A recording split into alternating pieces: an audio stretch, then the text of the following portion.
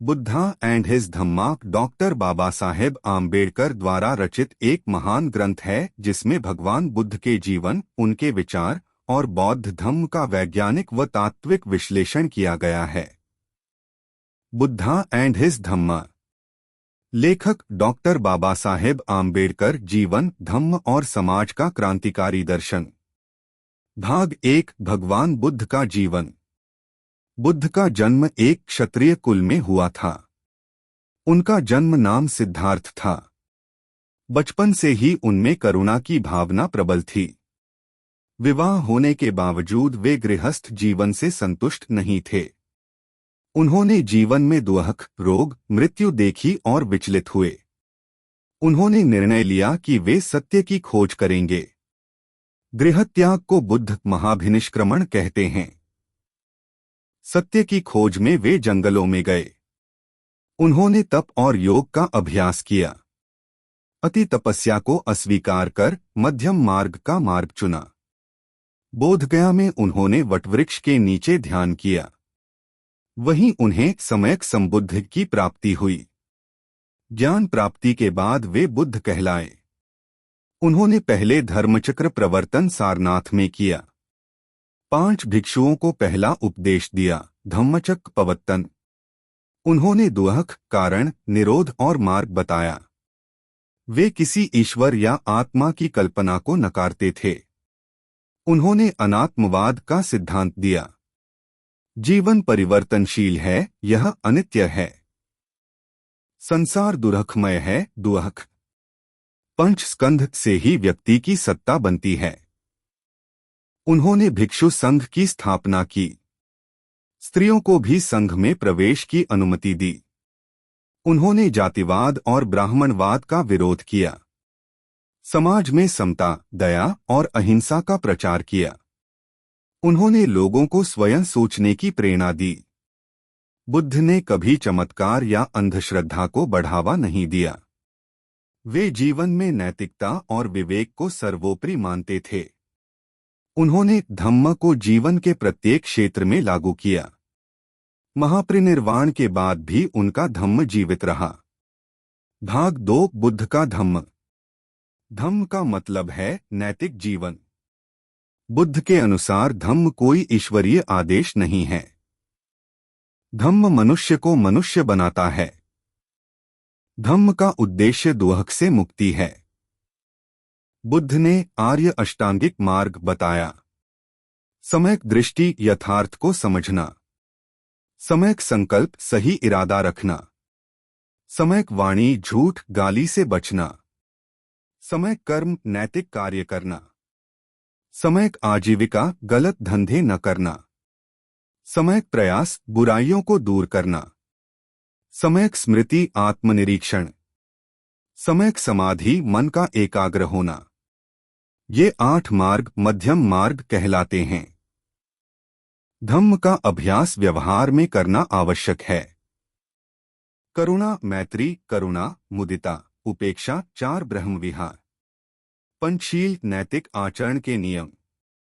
पंचशील, न मारना, न चोरी, न झूठ, न व्यभिचार, न शराब। धम्म मन, वाणी और शरीर की शुद्धता पर बल देता है।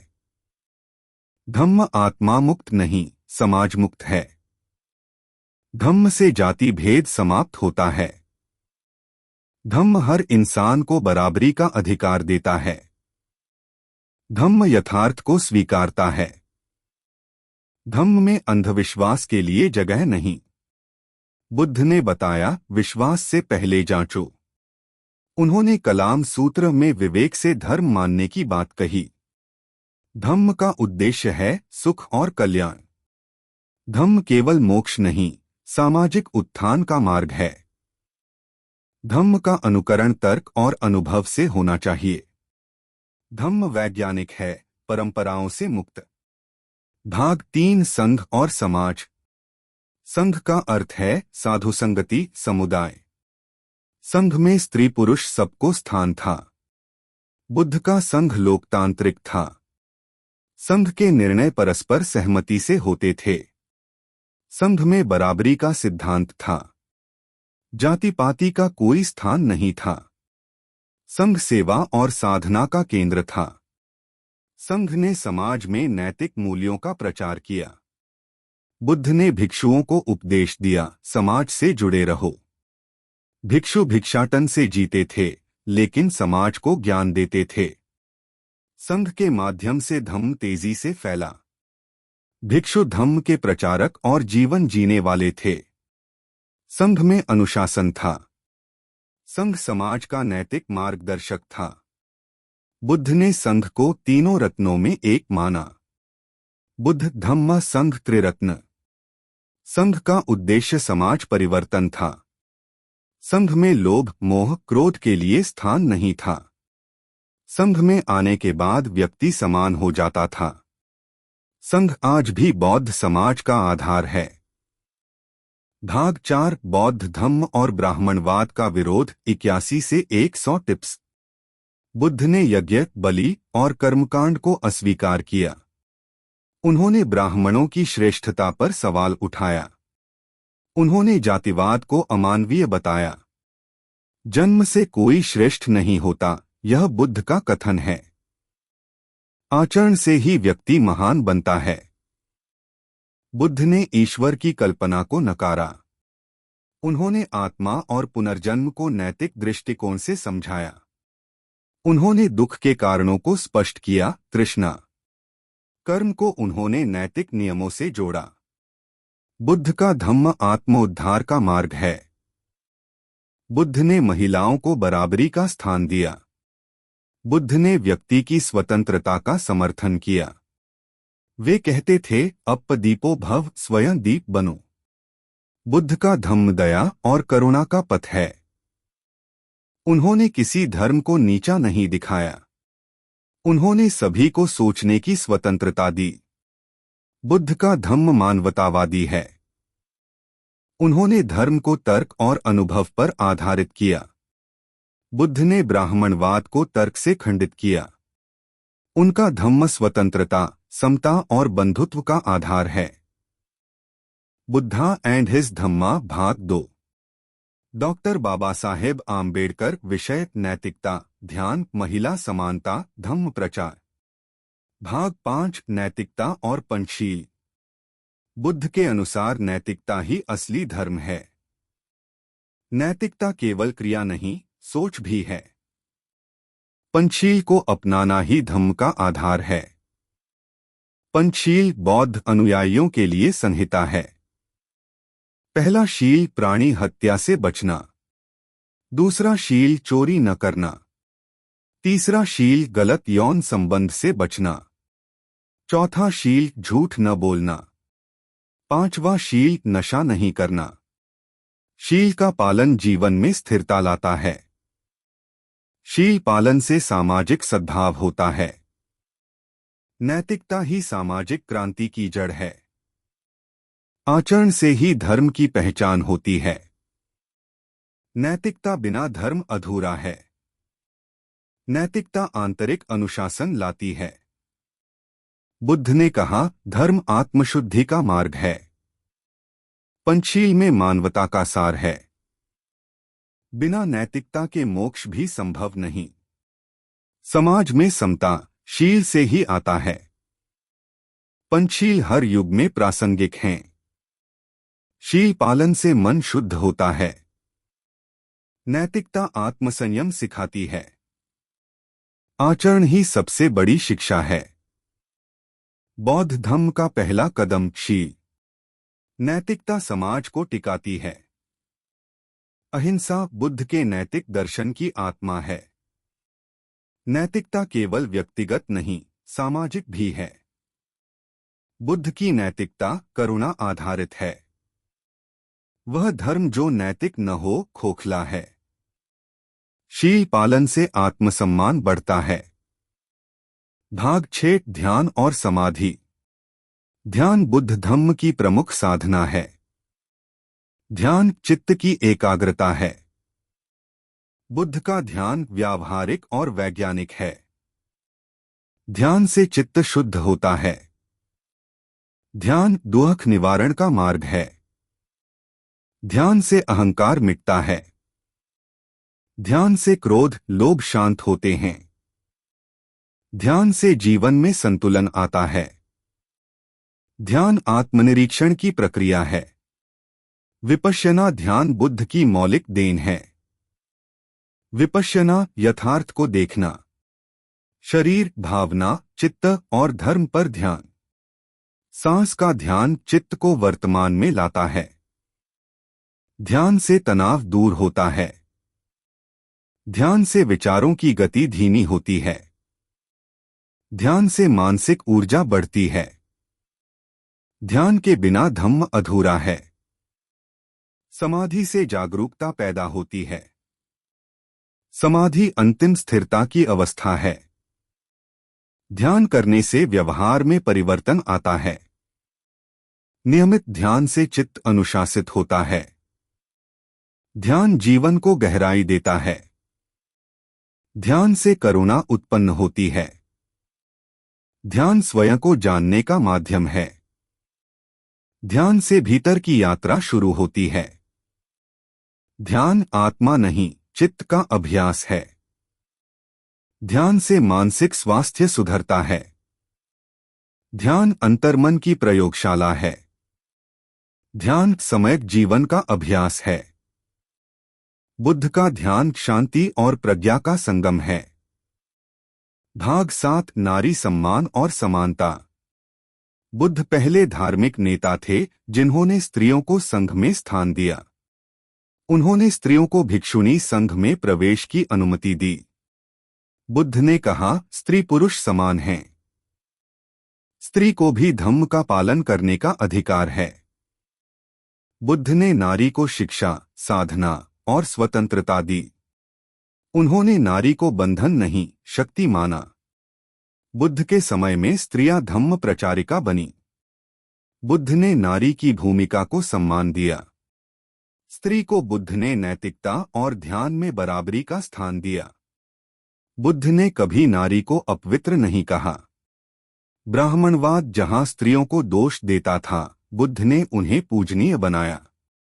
उन्होंने कहा, मनुष्यत्व स्त्री पुरुष दोनों में है। धम्म में लिंग भेद का कोई स्थान नहीं। बुद्ध का संघ समतामूलक था। नारी शिक्षा बुद्ध के धम्म में आवश्यक मानी गई।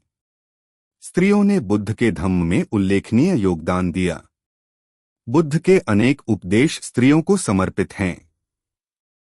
बुद्ध का धम्म स्त्री सशक्तिकरण का प्राचीन स्रोत है।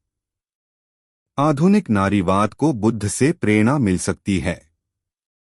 बुद्ध के अनुसार कोई भी स्त्री धम्म की साधना में समर्थ है। भाग 8 धम्म प्रचार और सामाजिक क्रांति। बुद्ध ने धम्म को सीमित नहीं, सार्वभौमिक बनाया। उन्होंने 45 वर्षों तक लगातार धम्म का प्रचार किया। उन्होंने गांव-गांव जाकर उपदेश दिए। धम्म प्रचार संवाद आधारित था। भिक्षु समाज में जाकर धम्म की शिक्षा देते थे। बुद्ध के धम्म ने जाति व्यवस्था की नींव हिलाई। सम्राट अशोक ने धम्म को एशिया भर में फैलाया। बुद्ध का धम्म हिंसा रहित प्रचार का आदर्श है। बुद्ध के अनुयायी शिक्षा और नैतिकता के वाहक बने। धम्म प्रचार ने शिक्षा का मार्ग प्रशस्त किया। विश्वविद्यालयों की स्थापना बुद्ध काल में हुई, नालंदा, तक्षशिला। धम्म प्रचार के कारण सामाजिक समरसता आई। धम्म के प्रचार ने अहिंसा को समाज में लोकप्रिय किया। धम्म का प्रचार भाषाओं में किया गया, पाली, प्राकृत। बुद्ध का संदेश धम्म का प्रचार सेवा है। धम्म प्रचार संप्रदाय नहीं, जीवन शैली है। प्रचार का उद्देश्य जीवन में बदलाव लाना। धम्म प्रचार सामाजिक शुद्धिकरण का कार्य था। बुद्ध का धम्म विचार क्रांति का वाहक बना। आज भी धम्म प्रचार से सामाजिक क्रांति संभव है। बुद्धा एंड हिज धम्मा भाग 3।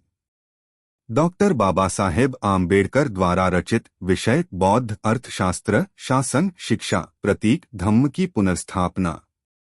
भाग 9 बौद्ध अर्थशास्त्र और समाज। बुद्ध का धम्म केवल मोक्ष का नहीं, सामाजिक कल्याण का मार्ग है। बुद्ध ने भिक्षु जीवन में सादगी और आत्मनिर्भरता का समर्थन किया। संपत्ति का संचय नहीं, वितरण बुद्ध की दृष्टि थी।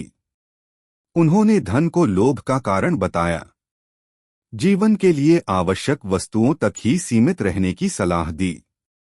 बुद्ध ने आर्थिक विषमता को सामाजिक अशांति की जड़ माना। उन्होंने मेहनत से अर्जित धन को श्रेयस्कर माना। बौद्ध धम्म में 4 प्रकार की संपत्तियों का उल्लेख है: श्रद्धा, शील, दान, प्रज्ञा। बुद्ध ने आर्थिक न्याय को नैतिकता से जोड़ा। भिक्षु वर्ग समाज पर बोझ नहीं, मार्गदर्शक था। धम्म में लोभ, संग्रह और विलासिता का विरोध है। आर्थिक कार्य नैतिक रूप से हो, यह बुद्ध की शिक्षा थी। बौद्ध अर्थशास्त्र में जरूरत की पूर्ति को प्राथमिकता है। बुद्ध के अनुसार संतोष ही सबसे बड़ी संपत्ति है। जीवन का उद्देश्य भोग नहीं, आत्मिक उन्नति है। श्रम का सम्मान बौद्ध धम्म का मूल सिद्धांत है। बुद्ध ने श्रमिकों, किसानों और व्यापारियों को सम्मान दिया। धम्म में हर व्यक्ति को कर्म करने की स्वतंत्रता है। बौद्ध समाज में समान अवसर का आदर्श था। आज के समय में बौद्ध अर्थशास्त्र एक विकल्प बन सकता है। बुद्ध ने बिना शोषण की आर्थिक प्रणाली का समर्थन किया। बौद्ध दान केवल गरीबों को नहीं, धम्म के प्रचार को भी होता है। बुद्ध के अनुसार सही आजीविका, सही अर्थ, नैतिक धन कमाना धम्म की मार्गदर्शक संकल्पना है।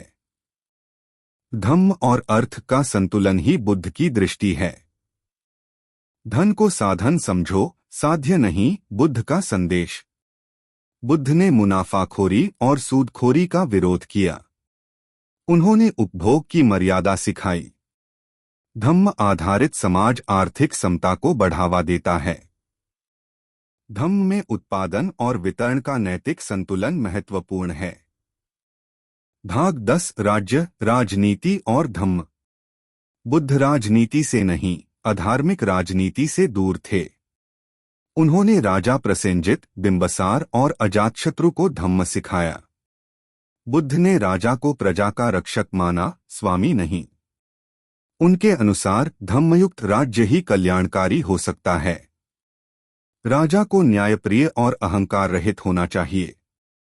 बुद्ध के अनुसार राज्य धर्म के बिना अधम है।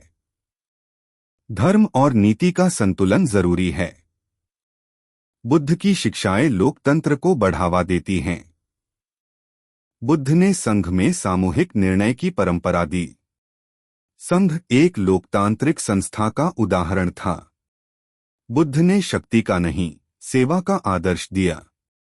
उनका धम्म सामाजिक नेतृत्व को नैतिक रूप से गढ़ता है। बुद्ध के समय गणराज्य भी थे। संघीय प्रणाली का उदाहरण बुद्ध के संघ में मिलता है। बुद्ध ने राजा को जनता के प्रति जवाबदेह बताया। धम्म के अनुसार राज्य का उद्देश्य समाज का कल्याण है। सत्ता लोभ का नहीं, सेवा का माध्यम होनी चाहिए। बुद्ध ने हिंसा के बजाय संवाद का रास्ता दिखाया। उनका दर्शन युद्ध नहीं, शांति पर आधारित था। बुद्ध का धम्म शासकों के लिए नैतिक आचरण का मार्ग है। बौद्ध शासन प्रणाली धर्मनीति आधारित थी। अशोक ने बुद्ध के धम्म को राज्य की नीति बनाया। बौद्ध शासन में कर प्रणाली भी नैतिक थी। बुद्ध ने करुणा पर आधारित प्रशासन की संकल्पना दी। बुद्ध के सिद्धांत धम्म नीति को राजनीति में उतारा जा सकता है। आज की राजनीति को बुद्ध की शिक्षाओं से नैतिक आधार मिल सकता है। बुद्ध ने राजनीतिक नेतृत्व के लिए शील, प्रज्ञा, करुणा की मांग की। राज्य में समता और न्याय बौद्ध धम्म का प्रमुख उद्देश्य है। समाजवाद से पहले बुद्ध ने नैतिक समाजवाद का सिद्धांत दिया। बुद्ध की शिक्षाएं आज के लोकतंत्र को दिशा दे सकती हैं। भाग 11 बुद्ध का शिक्षा दर्शन। बुद्ध शिक्षा को मोक्ष का नहीं, जीवन का साधन मानते थे। शिक्षा से व्यक्ति का आंतरिक परिवर्तन होता है। बुद्ध के समय शिक्षा अनुभव आधारित थी। धम्म स्वयं एक जीवन शिक्षा है। नैतिकता की शिक्षा बुद्ध का मूल आदर्श। शिक्षा का उद्देश्य ज्ञान, करुणा और विवेक का विकास है। बुद्ध ने सभी को शिक्षा का अधिकार दिया। स्त्री, शूद्र और उपेक्षित वर्गों को भी शिक्षा में स्थान मिला। शिक्षा केवल पठन नहीं, जीवन व्यवहार है। बुद्ध ने ध्यान और अभ्यास को शिक्षा में महत्व दिया। शिक्षा से ही जातिवाद को चुनौती दी जा सकती है। धम्म प्रचारकों को कठोर अध्ययन करना होता था। शिक्षा से समाज में जागरूकता आती है। बुद्ध का शिक्षा दर्शन व्यावहारिक था। शिक्षा से व्यक्ति अपदीपो भव बन सकता है। आत्मनिर्भरता शिक्षा का लक्ष्य होना चाहिए। उन्होंने शिक्षा को उपदेश के रूप में प्रचारित किया। शिक्षा केवल पांडित्य नहीं, शील का विकास है। शिक्षकों को समाज का दीपक माना गया। बुद्ध के शिक्षा दर्शन में नैतिक, मानसिक और सामाजिक संतुलन है। भाग 12 प्रतीक, परंपरा और संस्कार। बौद्ध धर्म में प्रतीकों का विशेष महत्व है। बुद्ध की मूर्ति नहीं, प्रतीक पहले पूजित थे। धर्मचक्र बुद्ध के उपदेशों का प्रतीक है। अशोक चक्र धर्मचक्र का रूप है। बोधिवृक्ष ज्ञान का प्रतीक। कमल पवित्रता का प्रतीक। बुद्ध के चरण चिन्ह मार्गदर्शन का प्रतीक। शिलालेखों में प्रतीकों से धम्म प्रचार हुआ। संघ में पूजा की जगह स्मृति का आदर था। मूर्ति पूजा बाद की परंपरा है। संस्कारों में शील और ज्ञान का समावेश था। बौद्ध विवाह, जन्म, मृत्यु संस्कार सादगीपूर्ण होते हैं। बुद्ध ने अंधश्रद्धा पर आधारित कर्मकांडों को अस्वीकार किया। धम्म दिवस 14 अक्टूबर बुद्ध का पुनर्जन्म है, डॉक्टर आम्बेडकर के द्वारा। त्रिरत्न वंदना बौद्ध परंपरा की ध्वनि है। बौद्ध पर्व बुद्ध पूर्णिमा, धम्मचक्र प्रवर्तन दिन। बौद्ध परंपराओं में ध्यान, दान, शील प्रमुख। बौद्ध परंपरा सांस्कृतिक शुद्धता की मिसाल। बौद्ध कला नैतिकता और सौंदर्य का संगम है। बौद्ध प्रतीक आत्मचेतना और करुणा के मार्गदर्शक हैं। बुद्धा एंड हिज धम्मा भाग 4। डॉक्टर बाबा साहेब आम्बेडकर द्वारा रचित। विषय डॉक्टर आम्बेडकर का बौद्ध धर्म में प्रवेश, नव्यान बौद्ध धम्म, सामाजिक क्रांति और आधुनिक प्रभाव। डॉक्टर आम्बेडकर और बौद्ध धर्म। डॉक्टर आम्बेडकर ने बौद्ध धर्म को मनुष्य का धर्म कहा। उन्होंने जाति व्यवस्था के विरुद्ध बौद्ध धम्म को सामाजिक हथियार बनाया। उन्होंने बौद्ध धर्म को वैज्ञानिक, तर्कसंगत और मानवतावादी कहा। उनका मत था कि हिंदू धर्म शोषण को जन्म देता है, बौद्ध धर्म मुक्ति देता है। बौद्ध धर्म का चयन उन्होंने गहन अध्ययन और परीक्षण के बाद किया। उन्होंने कहा, मैं हिंदू पैदा हुआ, पर हिंदू मरूंगा नहीं। बौद्ध धर्म को उन्होंने एक सामाजिक क्रांति का माध्यम माना। धम्म परिवर्तन से उन्होंने आत्मसम्मान और स्वतंत्रता की राह खोली। उनका धम्म ग्रहण केवल व्यक्तिगत नहीं, जनक्रांति थी। उन्होंने बुद्ध को मानवता का सबसे बड़ा मार्गदर्शक माना। नव्यान बौद्ध धम्म, नावायना बुद्धिज्म। डॉक्टर आम्बेडकर ने पारंपरिक बौद्ध धर्म को नव दृष्टि से प्रस्तुत किया। नव्यान बौद्ध धर्म में कर्मकांड, अंधविश्वास का कोई स्थान नहीं। यह धम्म जातिविहीन, वर्गविहीन समाज की रचना करता है। नव्यान बौद्ध धर्म सामाजिक न्याय और आत्मनिर्भरता पर आधारित है। आम्बेडकर का धम्म शील, प्रज्ञा, करुणा और समता का संगम है। इसमें ध्यान, नैतिकता और तर्क को प्रमुख स्थान दिया गया। नव्यान का धम्म साधना नहीं, सेवा और संघर्ष का रास्ता है। इसमें बौद्ध भिक्षु व्यवस्था को नया सामाजिक कार्यकर्ता रूप दिया गया। नव्यान का धम्म केवल भारत ही नहीं, विश्व को मार्ग दिखा सकता है। यह धर्म आध्यात्मिक नहीं, मानवीय स्वतंत्रता का आंदोलन है। सामाजिक क्रांति और धम्म। बौद्ध धर्म एक क्रांतिकारी धर्म है, जाति व्यवस्था को अस्वीकार करता है। बुद्ध ने शूद्रों, महिलाओं और दलितों को संघ में स्थान देकर समानता का मार्ग दिखाया। धम्म से सामाजिक बंधनों को तोड़ने की शक्ति मिलती है। धम्म केवल आत्मा का मोक्ष नहीं, समाज का शुद्धिकरण भी है। डॉक्टर आम्बेडकर ने धम्म को सामाजिक क्रांति का शस्त्र बनाया। धम्म में जाति, लिंग, वर्ग सब भेद खत्म हो जाते हैं। बुद्ध का उपदेश सभी प्राणी समता और करुणा के अधिकारी हैं। सामाजिक परिवर्तन केवल कानून से नहीं, धम्म से होता है। बौद्ध धम्म में व्यक्ति की गरिमा सर्वोपरि है। आम्बेडकर ने धम्म को संगठित जनशक्ति में बदला। आधुनिक भारत और बौद्ध धम्म। बौद्ध धम्म ने लाखों लोगों को आत्मसम्मान का जीवन दिया। धम्म आंदोलन भारत में सामाजिक नवजागरण बना। धम्म ने दलितों को सांस्कृतिक पहचान और आत्मबल दिया। महाराष्ट्र, मध्य प्रदेश, छत्तीसगढ़ और अन्य राज्यों में बौद्ध आंदोलन तेजी से फैला। धम्म की शिक्षा ने शिक्षा, रोजगार और जागरूकता को बढ़ावा दिया। बौद्ध पर्व, साहित्य और स्मारक भारत के नवचेतना के प्रतीक बने। धम्म ने गरीबों और पिछड़ों को वैचारिक नेतृत्व दिया। अब यह आंदोलन केवल धर्म का नहीं, मानवाधिकारों का आंदोलन बन गया है। बौद्ध धम्म का प्रसार डिजिटल युग में भी तेजी से हो रहा है। धम्म का प्रकाश अब वैश्विक आंदोलन का रूप ले रहा है। बौद्ध धम्म का वैश्विक प्रभाव। बौद्ध धर्म आज विश्व के सबसे बड़े शांतिप्रिय धर्मों में से एक है। एशिया, यूरोप, अमेरिका, हर जगह इसकी शिक्षाएं फैल रही हैं। ध्यान, शांति और करुणा के क्षेत्र में बौद्ध धर्म अग्रणी है। विश्व में बौद्ध धर्म को एक जीवन शैली के रूप में स्वीकार किया जा रहा है। बुद्ध के विचारों पर आधारित विश्वविद्यालय, आश्रम और केंद्र पूरी दुनिया में स्थापित हैं। माइंडफुलनेस और बौद्ध ध्यान विश्व में वैज्ञानिक रूप से स्वीकार हो चुके हैं। संयुक्त राष्ट्र और वैश्विक संगठनों में बुद्ध के विचारों की चर्चा होती है। पर्यावरण, युद्ध विरोध, मानवाधिकार जैसे विषयों में बौद्ध विचार योगदान दे रहे हैं। वैश्विक तनाव के युग में बुद्ध की करुणा और शांति की आवश्यकता है।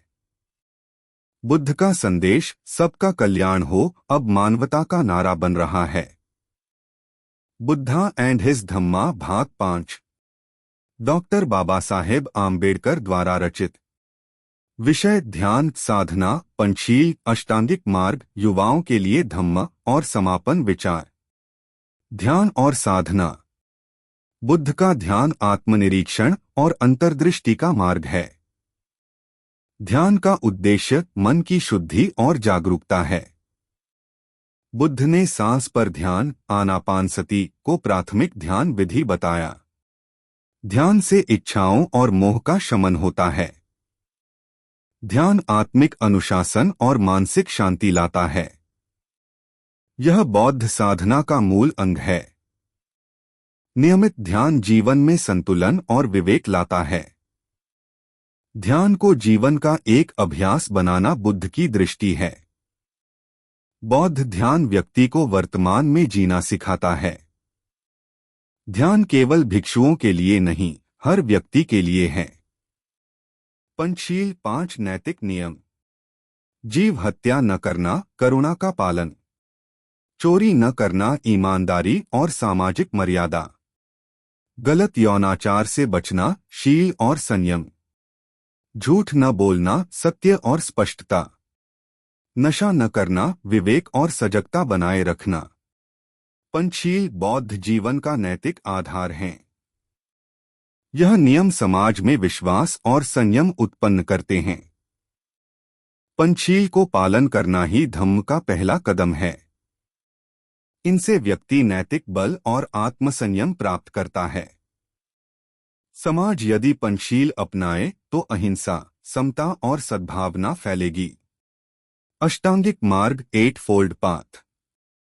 सम्यक दृष्टि, सही समझ, सम्यक संकल्प सही सोच और भावना, सम्यक वाणी सत्य और प्रिय भाषण, सम्यक कर्म नैतिक आचरण, सम्यक आजीविका न्यायपूर्ण जीवन यापन, सम्यक प्रयास मन को सुधारने का परिश्रम, सम्यक स्मृति सजग और जागरूक रहना, सम्यक समाधि ध्यान द्वारा चित्त की एकाग्रता। अष्टांगिक मार्ग बुद्ध का केंद्रीय मार्ग है। यह व्यक्ति को मोक्ष नहीं, मानसिक और सामाजिक शुद्धता देता है। इस मार्ग से जीवन में संतुलन, शांति और करुणा आती है। युवाओं के लिए धम्म। धम्म युवाओं को आत्मविश्वास और मार्गदर्शन देता है। बुद्ध का धम्म युवाओं को सामाजिक उत्तरदायित्व सिखाता है। शिक्षित युवा यदि धम्म अपनाएं तो समाज बदल सकता है। धम्म अंधश्रद्धा नहीं, विवेक आधारित जीवन शैली है। युवाओं को ध्यान, शील और करुणा को अपनाना चाहिए। बुद्ध ने युवा भिक्षुओं को नेतृत्व की शिक्षा दी। धम्म से युवा आत्मनियंत्रण और सेवा भावना सीखते हैं। बुद्ध का धम्म आधुनिक शिक्षा और तकनीक के साथ सामंजस्य रखता है। आज के युग में बुद्ध के विचारों की सबसे अधिक जरूरत युवाओं को है। युवा यदि जागे तो धम्म एक वैश्विक क्रांति बन सकता है। समापन धम्म का सार। धम्म जीवन का सत्य मार्ग है, न तो उग्र तपस्या न भोगविलास। यह एक संतुलित, नैतिक और करुणामय जीवन का रास्ता है। बुद्ध का धम्म आत्मनिर्भरता, जागरूकता और समाज सेवा पर आधारित है। यह धर्म कर्मकांडों से मुक्त है, विवेक का धर्म है। धम्म प्रत्येक मनुष्य को सम्मान और गरिमा देता है। बुद्ध ने मनुष्य को उसका मूल्य और शक्ति बताया। डॉक्टर आम्बेडकर ने धम्म को सामाजिक मुक्ति का उपकरण बनाया। धम्म परिवर्तन से आत्मा नहीं, जीवन बदलता है। बुद्ध का संदेश अप्प दीपो भव, स्वयं प्रकाश बनो। यह धम्म भारत और पूरी मानवता को शांति, समता और स्वतंत्रता की ओर ले जा सकता है। यह कहानी आपको कैसी लगी, हमें जरूर बताएं। हमारा चैनल सैम्स कथाजोने को लाइक और शेयर करना न भूलें ताकि अच्छी सीख हर किसी तक पहुंच सके। ऐसी ही और प्रेरणादायक कहानियों के लिए चैनल को सब्सक्राइब करें। फिर मिलेंगे एक नई कहानी के साथ। अपना ख्याल रखिए और मुस्कुराइए। Be happy. सकारात्मक सोच ही असली समृद्धि है। धम्म का प्रकाश दिया।